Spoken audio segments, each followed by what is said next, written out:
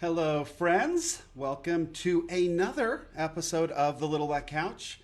My name is Aaron Stewart. Thank you for joining me here today with the lovely skyline behind me today. Oh, I lost my hand again right there. So, yeah, got to be careful with the skyline. I'm probably a little close. I guess I'm too far that way, am I? No. Anyway, so thanks for joining me today. I can't move too quickly either. It's not lit. I need help. But anyway, it's way better than just looking at the back of my wall, right? I mean, it's gorgeous out there today. And honestly, the cloud cover matches what's going on out here fairly closely.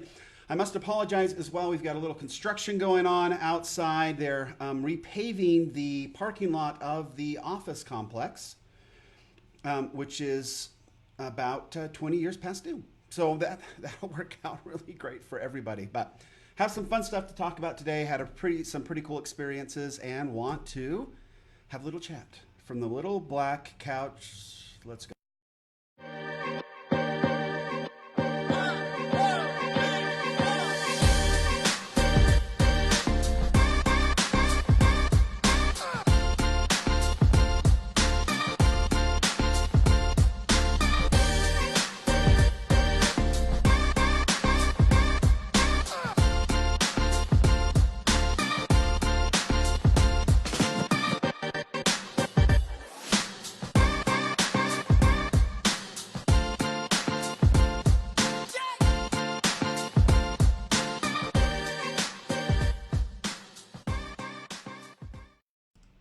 Welcome back.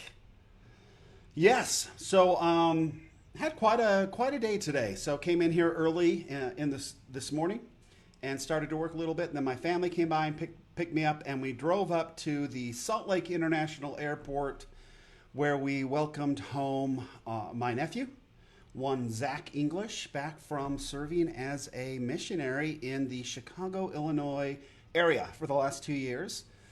And I have been maintaining a blog. I basically just take all his emails that he writes back to everybody, and I've been putting them up on a blog post for him. So the text and then all the photos that he sends with each email. And I presented that to him today. I was under the impression he kind of knew that was going on, but he did not. So it was kind of fun to be able to say, hey, bud, the whole history of everything you've done the last 2 years, right here online. Enjoy it. It is at zachenglish.me, M-E. So anyway, so that was a lot of fun. Good to see a lot of family shows up. So it's good to see us all get together. We went out and had lunch after, which is kind of typical for us to do. And it was a lot of fun to connect with family and friends and everything again, and be reminded of the importance of that. So, and that's kind of what I wanted to talk about today, is about connectivity. So let's bring in Buddy real quick. So Buddy is always very intuitive when he sees me making my show notes, my copious show notes, which, yeah.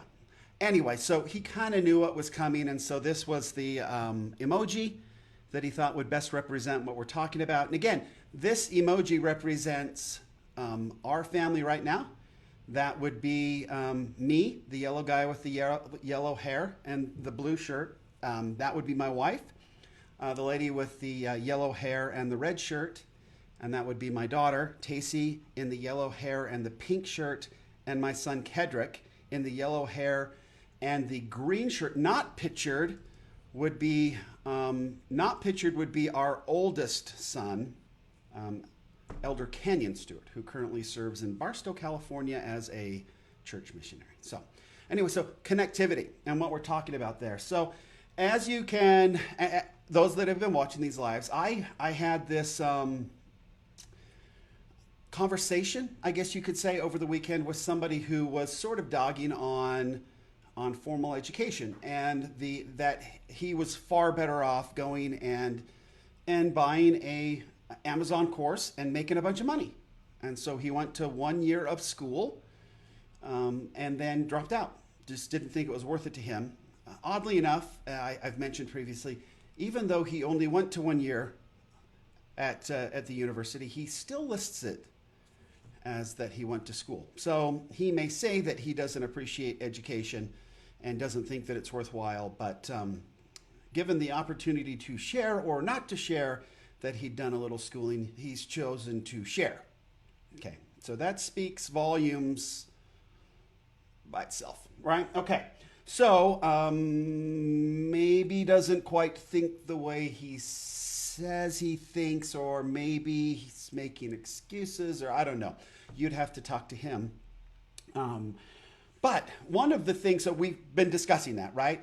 The formal education was part of my research, and that shows that formal education, really of any kind, of any topic, increases one's entrepreneurial perception, essentially meaning it increases one's ability to see entrepreneurial opportunities, and it had the biggest positive correlation in third world countries, which is completely fascinating, right? And we're always so worried about helping these poor souls get out of this cycle of poverty, and so all we do is throw money at them. Why not educate them? Right? Why not teach them a little? And we're starting to do that more.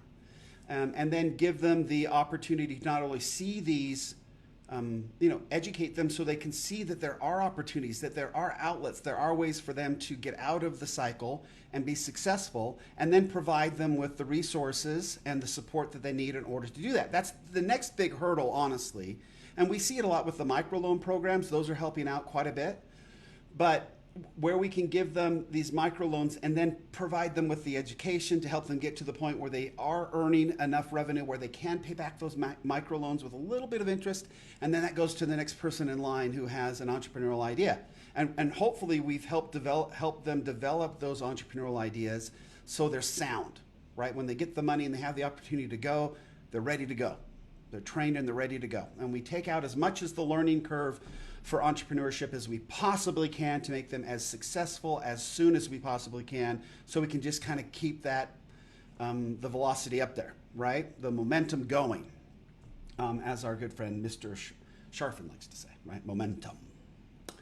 Anyhow, so one of the things, and then so that was education. Then I talked a little bit about how in yesterday's show, talked a little bit about how our brains work. And so the reason we don't want to, and one of the things that this guy said in his Facebook post is like, he would dare say that his Amazon course that made him millions of dollars, presumably, was far more beneficial to him than an A in geography or an A in history. And I think those are the two topics that he bagged on, which sadly, is categorically untrue, unless it's just about the money. If it's about the money, probably the Amazon course was the way to go.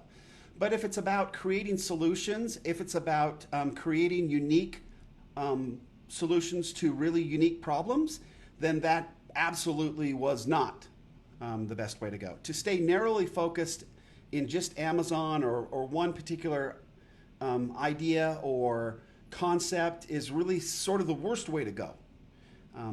Our brains are very cool in that they take everything and they start to associate things back and forth. So we can remember things more quickly. Our brains want to work as little as possible, so they're always going to tie things together that they can bring up quickly to our memory to hopefully make us more efficient, right? That's all they're trying to do.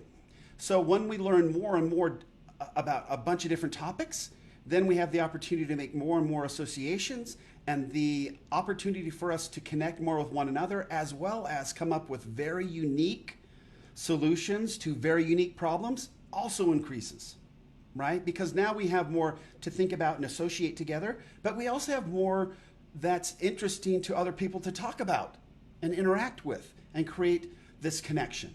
Okay, so that's where we kind of are now, this importance of connection.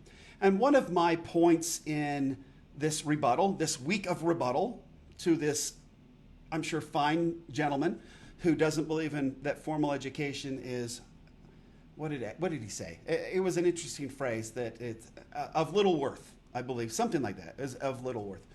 Maybe to him, I don't know. No, not to him. It was just flat out wrong. I don't know how else to put it. Anyway, so one of the things that he could have done and really should have done had he stayed in school is make sure that he was interacting with a lot of thinkers, a lot of other students out there who are working on a lot of different topics, had a lot of different majors and places where they were hanging out and learning lots of cool stuff. Could have learned a lot of stuff, right? Just talking to other people. Even if he hated class, he could have learned a lot of stuff on a lot of different topics from a lot of different people who are geeking out about what they're passionate about, what they're learning, what they've chosen to do for the rest of their lives, or what they're interested at that particular point in their lives. He could have made, it could have been a smorgasbord of wonderful, amazing conversations about every topic under the sun, right? It could have been so enlightening, and instead he dropped out and just left. Okay, so the pushback I always get when I bring this up is like, yeah, but you can totally connect online, because well, okay, yes, you can connect online. I do have a lot of good friends online. I do have friends that I have never met before, okay, that they are just online friends. But I will tell you, in every single situation, every single time, when I have taken an online friend and then I actually met them in person and have been able to talk to them face to face, the relationship has deepened. Period. And when we deepen our relationships, then we have an opportunity to feel safe and trust one another. And then then we can have remote conversations that are very deep and very helpful and insightful, impactful, and we can work together to create solutions that can change the world. Now, I personally, this is a hard thing for me. I do not like large groups. I do not like to sit in great big conference rooms with thousands of people. I can't stand it. Okay. I did not go to my own graduations because there was no way I was going to sit in a room full of a bunch of people in weird gowns if I didn't have to. And so I didn't.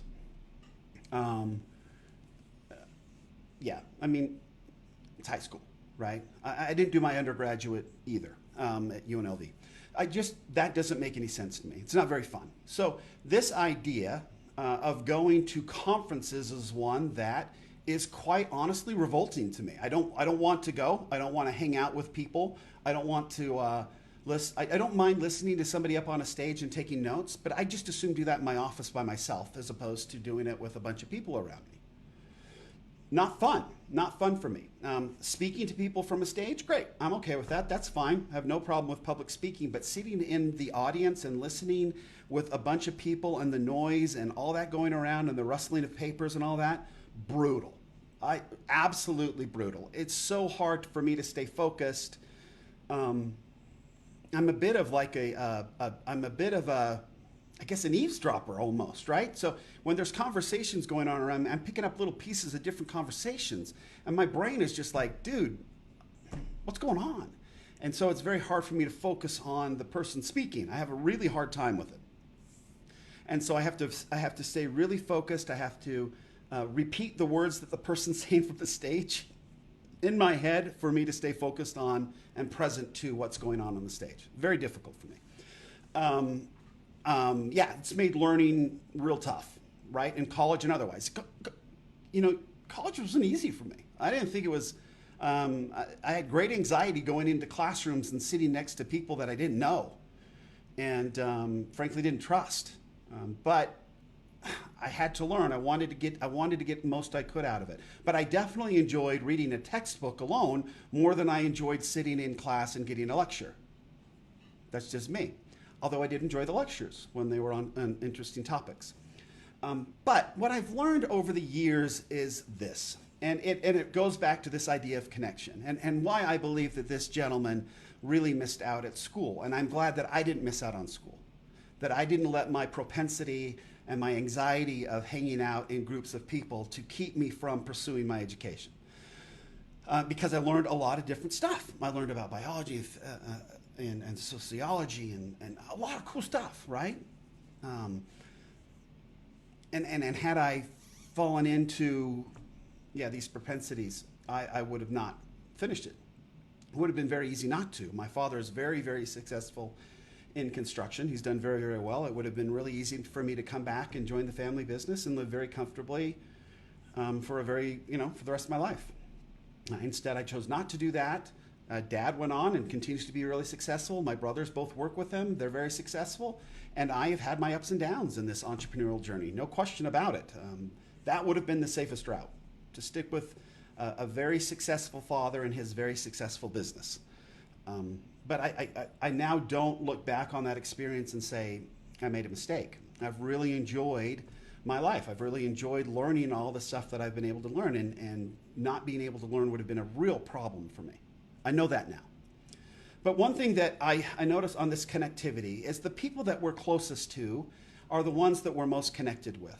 Okay, so I was with my kids today and my wife, and it's just the four of us together. And I noticed when we went to lunch together as a family, extended family, that we all were sort of compartmentalized up based on who we're closest to. Well, that's natural, right? When you think about being with somebody and why this connectivity is so important is when you are with somebody and you're speaking with somebody online versus in person, you are using more of your senses in person than you are online for that interaction. Okay, so I am really looking at a 3D person. I am really listening to their voice right from their mouth right here. I could reach out and touch the person and give them a hug or hit them in the face, whatever I want. To have that, to have all of your senses firing next to a person creates this connectivity. And being able to read facial expressions, right? I mean, most of our communication is not verbally. It's body language. So to be there and see how their body's moving and their head's moving and they're blinking and whatever, all of that makes for a much more real experience where more of the senses are being tapped into, and that increases the depth of the relationship, one-on-one. So an online relationship is never going to be as close as a person-to-person relationship. So we have this, and that's just the way it is. I've had some friends that I knew and met online that I was able to meet in person in Phoenix at an event we had a few months ago that have become much dearer friends, much closer friends. But it was that interaction and that time to be with them one-on-one that made the difference. Okay, and we've got another event coming up next week where my son and I are going to go over, and it's really about an event about entrepreneurship, and it's about online marketing, and it's about helping our kids sort of understand, which is what I'm all about, helping our kids understand how to be entrepreneurs. I'm super excited about doing that with my son and doing that together. I think it'll be a great opportunity. But I'm also looking forward to meeting a lot of people. I've met them online, but now I will have the opportunity, and I respect them. And I respect them, and you could even say I love them for at least who they are online. I will go so far as to say I really care about these folks. But it will go to a whole different level when I have the opportunity to see them in person and speak with them, because all the senses will be firing at that time. Much more so than we can do online. And now when we have that and that relationship deepens, and then we go back to our separate corners and we get online and back together, the trust is in place, and we have the ability then to from a very safe place, right? As soon as we get it goes back to Pavlov's concept of hierarchy of needs. That until we feel safe and until we trust, the creativity part at the top is never going to happen. So now that I know these people, I trust these people as much as I possibly can. I care for these people as much as I possibly can from afar, online. Now to be able to meet with a lot of these people one-on-one, face-to-face, and discuss with them our lives and see how we interact and all of that will change the way I do business with them going forward. No question about it. So when it comes to, and again, this is sort of offline a little bit, going back to education, but I do believe that the opportunity at a formal institution of higher learning is much more so than just the education. It's definitely interacting with one another. It's definitely learning from one another, but it's about building trust and having relationships and connections with people that allow you to trust them and trust their ideas and trust their knowledge. So this little thing makes more associative interactions So your mind can be more and more creative in far more situations. And then that makes us all, it makes the opportunity for us to come up with unique solutions so much greater than it could be otherwise. And that's what my concern is. That's one of the biggest purposes of the Little Black Couch and speaking here with you live is to make sure that all of us are taking as many opportunities as we possibly can to expand our horizons, open our minds, get to know one another, share ideas, and let's solve some really cool problems. And some really big problems, things that are really, really going to cause problems for our kids and our grandkids. If we work together and we trust one another and we connect, then this mind melding can happen. But it will always happen much more quickly and much more effectively if we have a connection that's based on face-to-face and a connection. So I am going to this conference next week. It is not going to be comfortable for me. It is going to be much more comfortable having my son next to me. That's going to make a huge difference, and I'm excited for how that event occurs for him and what he pulls from it. That will be something that we have for a very long time together. I'm looking forward to having that with him, having that memory, having that experience, all that with him. But it will make it easier for me to be there as well.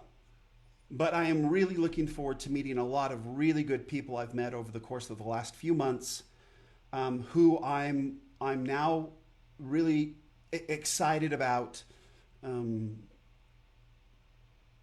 having that deep connection that I haven't had until now, which is just impossible online. As far as well, it's just impossible online, folks. That's just the way it is. So. Anyway, that is the message for today. Make sure that you're taking time to connect with people. We're closest to our family because we're with them the most. We're always with them. They know us inside and out on a much deeper level. The closest person in my life is my wife, my dear, sweet, gorgeous, perfect wife. It's because I am with her more often than not, more than any other person, and I am closest with her. We'll leave it at that. So that's so important, right? And getting out and meeting and connecting with people on a one-on-one basis, face-to-face basis is so important. So take the opportunity to do it. Again, in online business and in entrepreneurship, we can become loners. We can be stuck in an office and don't do a whole lot to get out and interact. That can be tough to really expand and get out there and share, and I don't want that to happen to any of us. We are really being looked to solve problems, big problems, and that's going to take us all connecting together, working together, feeling safe together, and just safe enough to have conversations, important conversations, where solutions might just pop up and make a huge difference. So thanks for joining me today. Please remember, all of you, here's some really, really good people right here who I did meet online and then did meet in person. We just want you to know, as a mate, you're amazing! you're the bomb.com, bro. Thank you so much. Thank you for that clarity. Cheers, man. Awesome people. And so Nick, and I did learn this yesterday, so that's Nick and Monica. They were in my power group last quarter. Which is a group we meet weekly and kind of go over our goals and different things together. So I got to meet them online and then met them at the event in Arizona. And Nick and Monica are married, but Nick just got citizenship. They passed their little citizens test or whatever. Nick's an American. So good on you, mate, as they say, from your homeland. So excited for them. But you are amazing. You are the bomb.com. Entrepreneurs are the ones that are looked to change the world. Whether people know it or not, we're the ones that have to get the work done. We'll do it together. Till next time, Aaron Stewart from the Little Black Couch. Let's get them.